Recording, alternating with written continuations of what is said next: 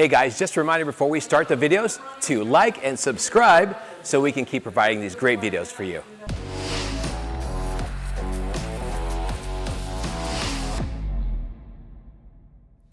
Mr. Mark Jarel, thank you very much. Thank you very much for coming.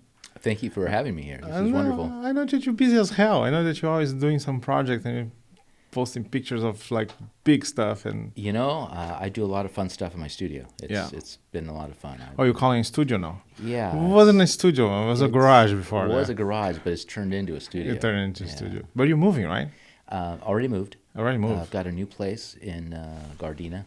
Okay. And it's wonderful. It's a little bit bigger. Okay. So I can build more. You had a hell of a setup over there in Torrance. It was nice. It was really nice. I still don't know how you convince your neighbors to make like a residential place out of the building, but it's very smart of you. Yeah, at that time it was. How long did you live there?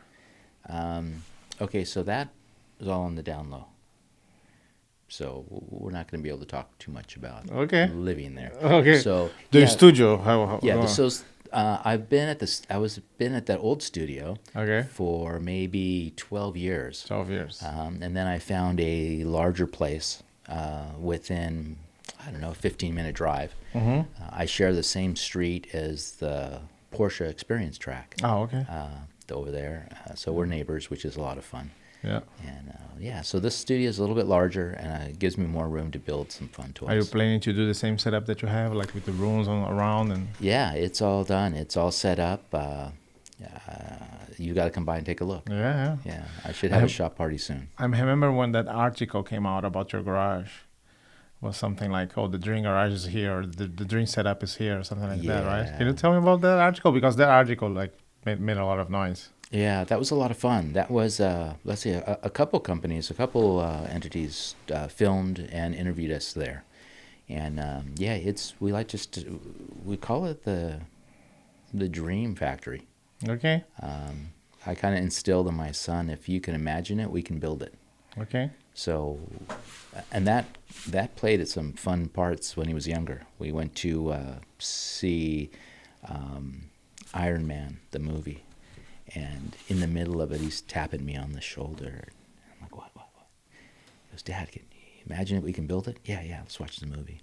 And then 5 minutes later, he goes, I want to build an Iron Man suit. I'm like, oh God, that's too long. It's too much. Okay. Flying and everything? Yeah, so we went, and I told him we had to go to the flying store. So we went to a place to get a bunch of rope and tackle and pulleys, and we ended up stringing a rope across trees that were about 200 feet apart, and I built a sling. And then as soon as I started kind of dealing with the sling, he looked at it and went bam. He went running into the house, and he came back with a helmet and a cape. So we knew exactly what was going on. So I ended up just throwing him across the yard all day. It was a lot of fun. So, and then he ended up welding. Taught him how to weld. I think he was 6 years old. Yeah. He welded his Iron Man helmet. Okay. And he took it to school for show and tell. It's a long time ago. He's much older now. But yeah, we still build stuff, and we play in the shop a lot. Are you missing him around? Because now that he's have a driver's license, he's gone. Yeah. Got a job in Hollywood. He's a busy guy, and it's really good.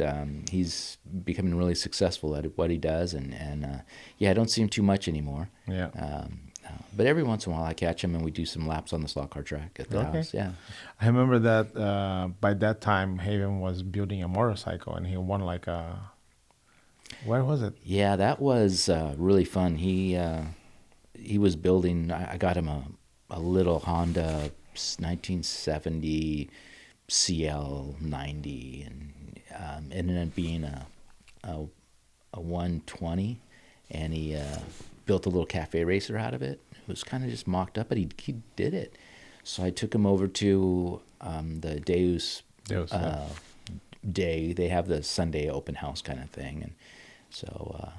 Okay, he's 13. So we put the bikes in the back of the truck. We got about a block away, and then we rode in together. So he felt he was on top of the world. He thought he was part of the bike crew and community, and he got there, and the people were really excited about seeing the bike. And then he took his helmet off, and they were like, "Oh my gosh, he's 13 years old." Yeah. So that drew a crowd, and they invited him. They said, "Hey, why don't you come on over? We're doing this biker build-off. Would love for you to be part of it." That's very nice. So yeah, so that same night we took the bikes home and he started taking it apart and rebuilding it, and I wouldn't have done it that way, but he chose his direction that he wanted to turn it into, and he enjoyed every minute of it. And then he took it to the event. It was packed. There was 50 really nice looking bikes there, and he was feeling really nervous. So I said, "Oh, let's just put the bike in the setup and let's just go get some breakfast." Yeah. Just to calm his nerves. So we went out and had some breakfast, came back, and they were already judging, and they were looking for him. So I said, "Well, go talk to those guys about your bike." So he went over there and he started talking to them about the bikes and stuff. And honestly, I really thought he would just get an honorable mention because he was a kid, hey, the 13-year-old kid. And after all the judging went down, third place. He got third place out of some pro bike builders. There we go. Yeah, it was kind of fun. And the guys came over to me and said, "I'm sorry we drilled your son so bad." I mean, they really asked him a lot of questions, but they wanted to confirm that he actually built it. Yeah. I just stood in the back with the camera. It was like a fly on the wall, and it was wonderful just to watch it all happen. And yeah, he did really good, and he got a third place. And all the other competitors came over and said, it's well deserved. It's a really well built bike. Yeah. So out of 50 factory bike builder guys, a third place was in a very prestigious place too for the bikers. Yeah, deals over there. It's a pretty well-known deal. So, yeah, that was a lot of fun. In fact, it was so good. It's made all kinds of news clips, and I remember on Yahoo News, he led the news in front of the Pope's visit to California. Okay, that's good. He made like GQ. GQ too. GQ in Europe. Yeah, he made the cover over there with the bike. Yeah, he ended up being everywhere on that thing. It was kind of fun. Did you end up building another bike after that? No, his direction went someplace else, which is But again, with the skills that he has, maybe when he gets a little older, he knows what he's doing around the garage. Yeah, that's the whole thing. Yeah, I feel bad for the kids today that don't have shop classes or don't have any of that kind of hands-on stuff. And I think my generation was the last one. I'm 41 and was the last one to have like proper shop classes. Yeah. I loved the shop classes. Those were my favorite. And thankfully, because I've learned a lot from that, it allows me to build and solve problems where a lot of kids... Well, which is one thing that we're trying to do with slot cars, which is a manual activity. And that's our goal, to try to bring not only kids, but we're talking about that. Like we got the traction when they are from 8 years old to like 15, 16. As soon as they got a driver's license, they're gone. And then they come back as a father. Like I have an activity here for you. So we have like this big column. Big gap between 18 and 40 something, maybe 30 something, that is gone. We cannot attract anybody from that age. Yeah.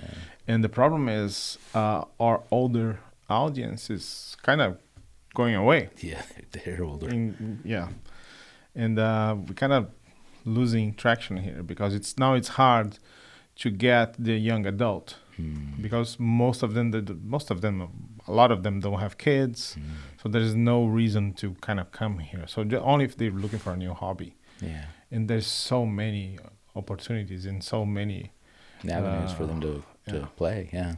Back in the 60s, this was the most popular hobby in the world. In America, at least. Yeah. With like Felipe de L'Espinay says in the book that we had more slot car raceways than Subway restaurants today.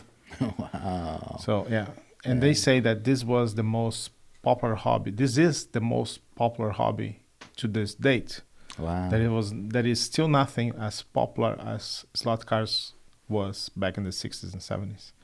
It's a lot of fun, really. If you put a car in front of somebody with a controller, it's, and you have so many ways to enjoy it. You can be a collector, you can be a builder, you can be a racer, you can be just like have a track in your back room. Yeah. So we're trying to bring it back a little bit. I think the market is kind of strong right now. We have many manufacturers from Europe. I think we shift to the 132nd replica kind of cars. They are more realistic, and they're still very good to race. Because what happened here is that in America, the 124 scale Lexan body kind of type was more popular. And that's a little bit hard to deal with because you have to scratch build. You don't have many people. It's not a car that is out of the box with a good performance. Plus, you need a proper raceway to go there and drive. You cannot have like a plastic track at home. The plastic track 132nd scale, the way that I see it, was already popular in Europe in the 60s and the 70s, and that's why they keep growing and doing it. And here we're kind of trying to change the model right now. Like we have 3 raceways here in LA. Only us, we carry those 132nd scale cars, which is today 95% of the road. So it's kind of difficult to navigate and see where we're going with it. The 132nd scale makes it really accessible and easy for somebody to jump into this hobby. Because you're right, the cars are really realistic. They're really indestructible. And there's a lot of tracks to race now. There's people who really want them. And I'm seeing it with the tracks I build. They're going to private collectors. I'm glad that you entered this subject without me saying anything. Great, let's go there. Tracks. Well, yeah, if you want to know what the market is, I'm out here in Southern California with you, and I've got tracks in Florida, Iowa, Colorado. They're being shipped out everywhere. So it's just not here. It's not a Southern California thing like it used to be in the 60s, which was really big. But it's spreading out, Where did you ship the last one that you built? That was in Ontario. Ontario, okay. Yeah, it was in Ontario, and it was a no scenery track. It was just a flat track for racing, lap counter, and all that. And Ontario here in California, right? Yeah. A lot of local guys have them tracks as well, and it's a lot of fun. That one was for Tim Fleener, right? It was. Okay. Yeah. Tim is an avid racer here. Yeah. He comes to every single race you have. I got him to get here. Sometimes he brings his wife Jackie too. Yes. I told him, I said, you've got to start coming down here. And he's enjoying it. He is. And he's a big race car guy. Yes, he is. With a big red Camaro. With the real cars. Yeah. I just sent somebody else over here, and he's starting to play pretty well too. You're gonna like him. He's Dan? Augie, short guy, always wears a hat. Okay, do you remember him? In fact, he just bought one of the cars from Italy, a little GT40. I think it was. He was here yesterday. Yeah, yesterday. Oh, I wasn't. Yeah, yesterday.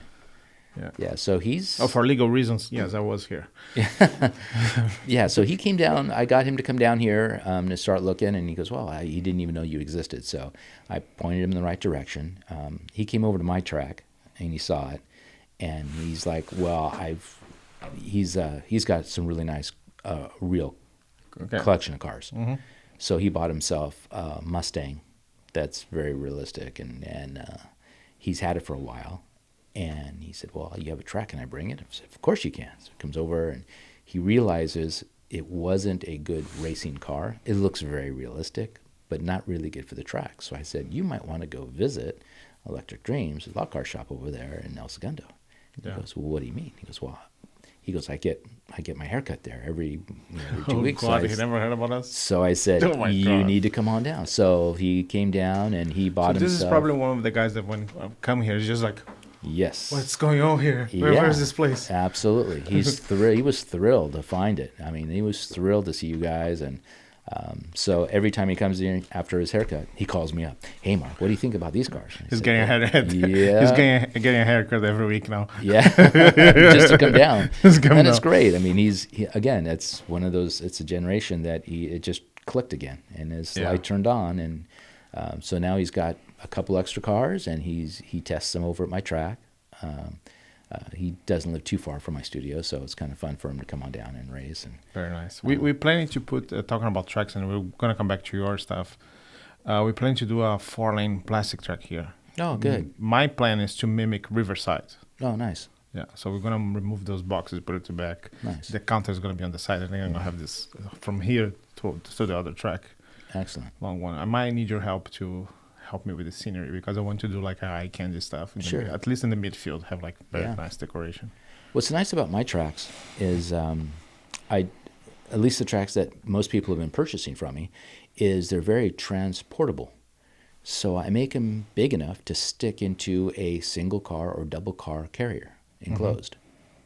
They've got really big casters on it. They roll into the car and connect them, and away they go.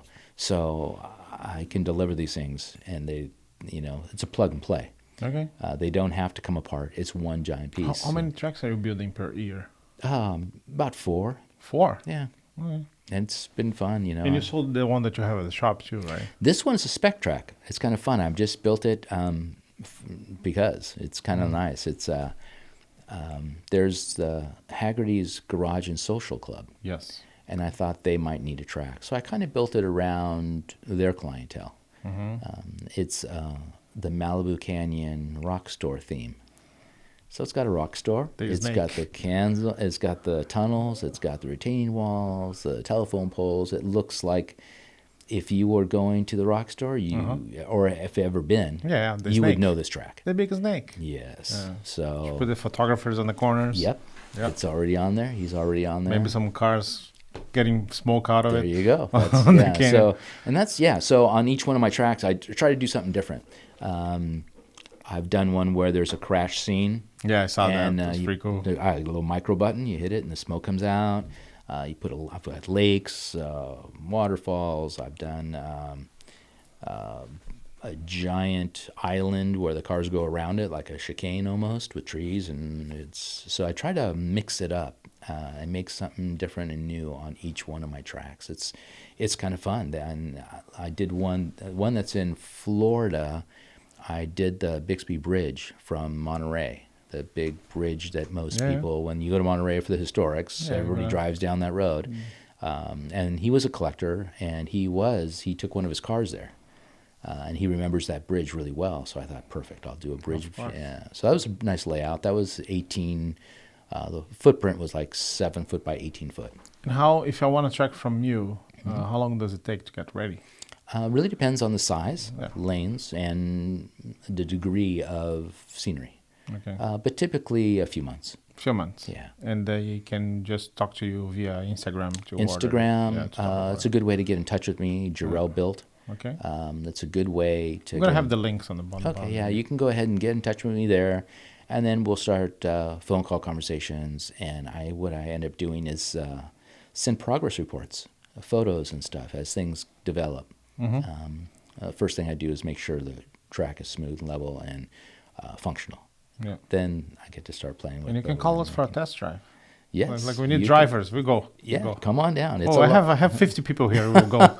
We'll be at your door. Yeah. It's more the merrier. Yeah. This one's a 3-lane. The one that went to Florida is a 4-lane. 3 lanes seem to be what most people like for their home or their collection. This particular track that went to Florida was a larger one, but it was put in his private collection of cars. He had a really nice warehouse, a glass-roomed office upstairs. That's where it went. They took a forklift, they lifted it up, they took some panels off that was setting up there. They've got a little lounge area, and it overlooks his collection of cars. Do you think those people are using or just using the track as like a beauty piece? It's really funny. He received it, and he was so impressed. He sent me instantly a rather substantial bonus. I was very happy and pleased about that, and it just confirms that what I do is good, and he likes it. A few months later, I get a video text. And he said, Mark, the only problem I'm having with my track is keeping the girls' panties dry because they all seem to be having way too much fun. And then he sent me a video of all these girls and him and all his buddies playing on his track. I'm like, are you kidding me? Don't tell me that. He said, I'll show you the text. So it is alive and well in Florida. Okay, alive and well. Yeah, he Don't said. Tell me that. Yeah. No, I can't believe that. No, I can't use that argument for say, the next newsletter. Check this lot car. Your girl's gonna like it. No, just not. I know you probably can't. I can't use that as an advertisement gimmick, but Yeah, they use them. They're still using them. That's very nice. Yeah. So Because are you putting like lap timer or something like that? on some of them. Okay. On this one, I didn't. It's more of a social thing. Mm-hmm. So if it's at a social club, you can just walk up to it and bring your wife or girlfriend. Say, hey, come on, we'll do a couple laps. It's not serious. Yeah. But it gets them hooked. But with the technology, and you can do something very nice with like small monitors, like a billboard. Yes. Doesn't need to be a big screen monitor coming out of them. It could be just something part of the scenery too. Right. So all the components I use, I have a relay station underneath that can accept a lap counter. So if they want to accessorize and upgrade, it's available and really easy to install. So it's something we can do too. It's very nice. Yeah, the tracks are fun. Coming back a little bit, where did you came your passion? When did you got involved with slot cars? Wow. I've got a picture of myself, maybe 5 or 6 years old, and I was sitting in the middle of this oval track that Santa Claus got me for Christmas. Oh, okay. It was a snap together HO, and I was sitting in the middle of it. I got Right in the middle. Right in the middle of it. Yep, watching these cars go around me, and I thought, wow, that's a great picture. And yeah, HOs were the start of it all, from Santa Claus and the little snap together tracks, the AFXs and stuff like that. And then a short time passed, and then I think my older brother had some 124 scale cars, and I thought, wow, this is bigger. This is really cool. And then later, I was at a flea market, and I saw a Revell snap together track, an older one, 60s, and I thought, this is kind of neato. Even the box art was cool. Yeah. So, and I was into cars and motorcycles, restoring stuff, and but then this vintage antique box with all this glamour of racing and thrills, and so I took it home and I put it on a board and started racing the little Revell stuff, and I thought, this is pretty cool. And then I got into the larger scale stuff, snapped together, and then I thought, screw this, I want to make my track. Yeah. Made a track, and Do you had the shop already? no, this was a Tools available? No, actually, it was a large, like a 4-car garage that I had at the time, and then shortly after that, I got my first warehouse to start building stuff, my cars and everything else. And the slot car track went with me, and I started building my own track. The first track I made, that was fantastic. Had a Le Mans start out of the garage, cars came out, then shut off on the track. Really crude, but it worked, and it worked really well. And I was here in El Segundo, in fact, one of my first warehouses, and all these local kids started coming around and peeking inside the garage door, and they're like, what are you doing? I said, come on in. So they came in and they started racing. I let them use some of my cars, and I said, at that point, you got to get your own car. Let's make your own car. Yeah. Let's make your own car. So I got a bunch of chassis that were available. They went to the local hobby store and got their favorite 124 scale Models. Oh, yeah. and we built some hard body stuff.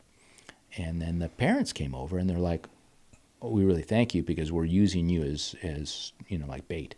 I'm like, what? He goes, yeah, we tell them, you can't go over to Mark's place until your homework's done. you can't go over there until your chores are done. could be worse. And then they were like, hey, they call me up. My kid wants to have his birthday party at your shop. Can we do that? Oh, I'm my like, God. of course, yeah. So it was a local hangout for the kids because they didn't know it existed and they didn't know it was happening. And I thought, okay, well, let's do this upright. So I had some T-shirts made that said Team Jarel Built Slot Car Racer. And I got a field trip, and I took all the kids to a track in Buena Park at the time or something. Yeah, and they were all puffed up with their shirt, walking in with their little toolbox. There you go. So we rented some time on the track, and we had a field trip day, and got them into it. Now, fast forward, these guys were like 10 years old, 11.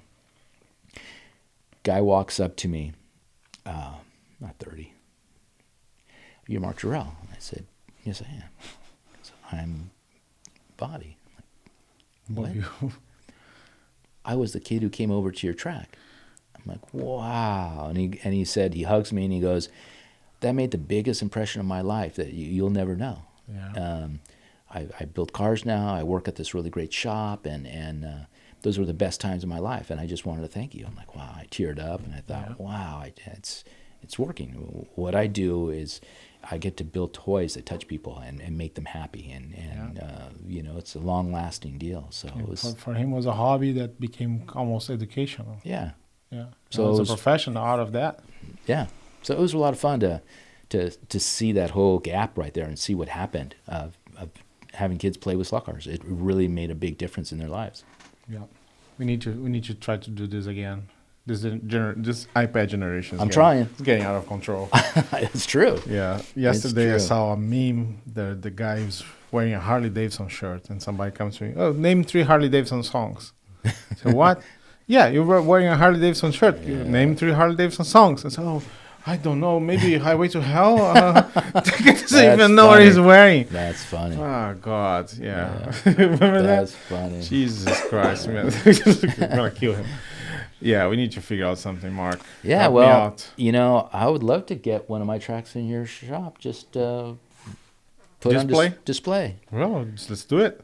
Yeah, I could wheel it on over. No problem. I'm gonna have a gap, a couple months of gap when we move this stuff. Mhm. We're gonna have a big space open for a couple months before we put like or finish. I need to do a plastic track because we're representing slotted and polycar. Sure. So I need to have the showroom. Absolutely. Plus, my need for a plastic track is that we can test cars. Sure. Like 90% of our customers, they're racing at plastic tracks at home. So they need to know how the car performs on plastic. That's the big reason to put one. But I'm going to have a gap of almost 3 months that we can have the space. Cool. If you want to display and they're put on it wheels. for sale. They're really on wheels, and they are for sale. I can do a spec track for you guys, and it's small. This one I'm building now is 6 by 12. Okay. So we have the space. Yeah, it's not very big. And again, one person, if you lean on it, it'll roll away. I mean, it's really good casters. Is the one that you built for Haggerty, is that at their shop now? No, I'm just finishing it up now. In fact, there's a photo shoot for it this weekend. So I'll have some really nice photos posted of it soon. Can I use your tracks to take some pictures of the cars that we sell here? Of course. They really do make the cars look realistic and nice if you put it on a real-looking track. So my tracks, I know that Slot Mods back in the East Coast, they're huge, and they're making some amazing tracks. Yeah. They are perfect. They're absolutely perfect. Yeah. My tracks, they're more organic. They look like it might have been built 30 years ago. Okay. The roads look weathered. The scenery looks weathered. It looks more organic. So my tracks look real. They look real. That's not plastic stuff everywhere. It's everything I make is by hand. And so you get to see, I really put the dirt and the ivy and the weeds and all that kind of stuff in its trash. So it looks like could be real. Like the Santa Monica Mountains, you'll see it that, everything's to scale, and it's a lot of fun. So yeah, you can definitely put cars on the track as a backdrop for promotional. Yeah. The one that you're building and going to the Haggerty here in Culver City, or the one in Van Nuys? I don't know. I'm going to have a phone call with them. I mentioned it to them, and they were interested. Okay. So what I wanted to do was build the track and then invite them over.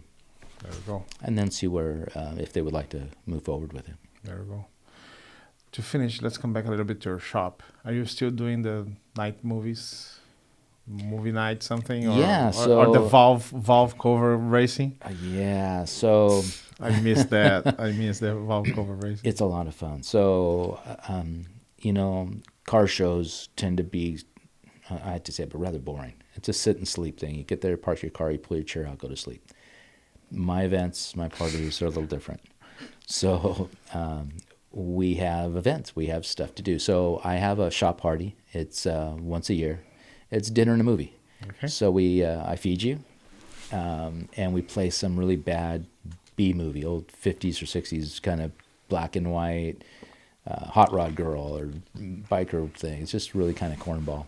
And then we have valve cover racing. Oh, there's the same night. Okay, Absolutely. I didn't know that. Absolutely. Okay. So valve cover racing, for those who don't know, you take a valve cover off your automobile, whether it's a 6-cylinder, 8-cylinder, a V8. You take the valve cover off, You put wheels underneath it, and you race it down a track that I've built. And I've got starting gates. I've got a flag at the top, and it's all. I got sponsorships on the side. It looks like a racetrack. And yeah, it's valve cover racing. It's kind of like what they did with the Boy Scouts or the Cub Scouts with the Pinewood Derby cars. Pinewood, yeah, but with valve covers. But for adults, for guys, it's. I need to know the specs, the regulations, because I'm building one. You should. It's a lot of fun. There's girls that are building them. They bedazzle them and they put glitter on them, and they have like a Barbie driver, and it's a lot of fun. Everybody's invited to do the valve cover racing. And I thought, this is going to be kind of cornball. Let's see what happens. No. There's like 50 guys and girls. I mean, they're cool. more into that than anything else. So, and then I have some of the local car clubs build trophies. Oh yeah. So they go ahead and they'll be awarding best design. One will be awarding the fastest car. One will be, it's kind of like just a fun deal. So the trophies end up being really creative as well. But that valve cover racing has been around. You've been doing for like 2 or 3 years. So. Yeah. The dinner nights it's older. Yeah, dinner night's been older. But just started doing the valve covers, and I just built this really cool track for it. So it's official. We're on. Racing's on. I mean, and I'm glad that they're gonna still doing it on the new shop. Yeah, absolutely. All the decoration from the old shop and the new shop. It's all there. It looks like my old shop, just a different location. Very, very nice, so, Mark. Yeah, I hope you get a chance to come on by. And Yeah, of course. Last time that you ordered something here, I personally delivered that. That's right. That's right. I'm gonna miss that. I have an opportunity to see the shop again, so I'm going there. So what I'll do is I'm gonna order something online, and have you come on over, and you bring one of your cars that you want to test on the new track. I have actually. We're doing a new release every last day of the month. I can't say, but we're gonna do a pretty cool car this month, and I need some pictures, like some nice pictures of that car, because it's not like a racing car. It's more like a model. Mm-hmm. So I might stop by just to use your facilities. So there's a really good director and photographer. He used to work for Petrolicious and a couple other really well-known names. He's my photographer. In fact, the photo shoot this weekend. I don't know if you've driven What's up. his name? Aaron McKenzie. Okay. Really great guy, good friend. We got some fun stuff for the photo shoot this weekend. You know how you ever go up to Malibu, and if you go up in June, there's the fog on the coast, and we got fog machines. Okay. So we're going to have the whole fog theme on this Lockhart track in Malibu. Hopefully, if you don't notice the grooves, you will think you're in Malibu. That's very nice. So that's what we're kind of shooting for. Yeah. So if you need a photographer for some really nice looking shots, he could be your guy. Yeah. Yeah. Mark, thank you very much again for coming that early. Thanks for having me. This episode's going to be very low because it's 8 a.m. I came here at 6:30 today. I haven't even had my coffee yet. Yeah, it's kind of a rainy, it's a shitty day. But, it really is. But thank you very much. You made our day here today. Great stuff sharing. And then on next Friday, we're going to have this episode out. And I hope people start to contact you because your tracks are lovely. They're amazing. Well, thank you very much. And we have a lot of people looking for tracks. Like every week, people are asking, "Oh, how can I get a track? How can I get?" So here you go, Mark Jarel. Just go with this man here. And thank you, Jarel Built, and I'll bring one of my tracks for a display over here. Let's have it. Thank you, you, Mark. Marco.